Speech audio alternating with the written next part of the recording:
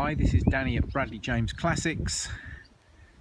Today we have a rather lovely condition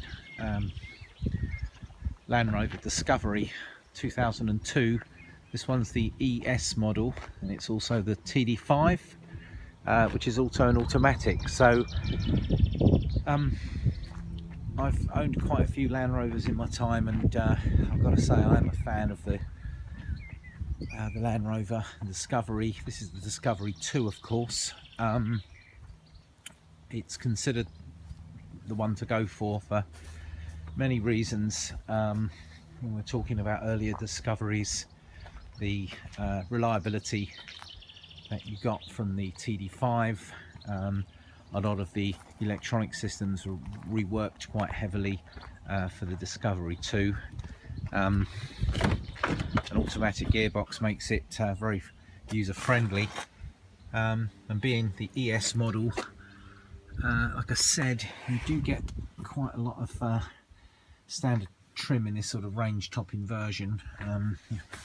Certainly having forward-facing rear seats. Those of you who remember the earlier Discovery or own them, you'll remember they were sort of folded onto the side. So this is truly a 7-seater. A little step to get in and out down here. Tow bar, of course. A little bit of damage on the rear there, which there's not much in the way of damage on this car. To be fair, the bodywork, paintwork is remarkable. So, well, I've taken a series of photographs, and you can see that the car is in surprisingly good condition.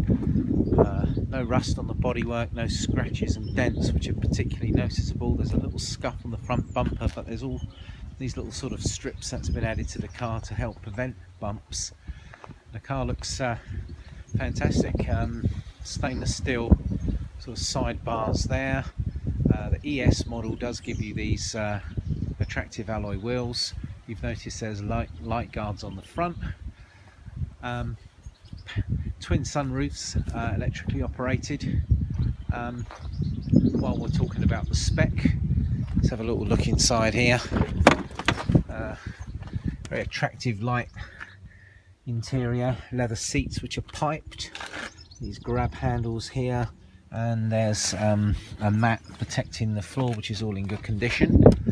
Now the car's done 162,000 miles, so as you would expect there's some wear in this driver's seat, but I think that could probably be improved upon or stained if it was a problem. Excuse my work bag on the passenger seat. Automatic air conditioning, climate control, very cold. There's a nice little sort of Bluetooth screen there by Nokia, my phone connected straight to it. Steering wheel controls, but the other features of this car is sort of full electrics. There's an upgraded stereo, Harman there. Sounds great.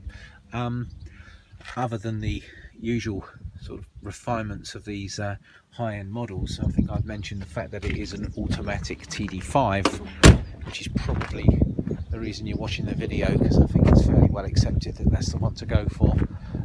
Really high level. You can see those lamps down in the front bumper. Very attractive car. They look great in this sort of Java black. I'm going to just have a walk round once more so you can just see the overall condition. Now there's going to be some age related marks on the car. It's obvious when you get to 162,000 miles, even if you look after a car as well as this, it's bound to be a few, but bodywork wise it is not obvious at all that this car has travelled that distance. In fact, even when you're getting on the bonnet, it's in such good condition. Really nice and bright and shiny. Obviously black cars always look $1 million when they've been washed, but this one does clean up particularly nicely. Excellent tyres condition all round. Now I happen to know that it's a local car, so the car's been very well maintained from a local garage to where our business is based. And in fact, as I do this video, the car passed its MOT test yesterday, and it had some money spent on it for the MOT.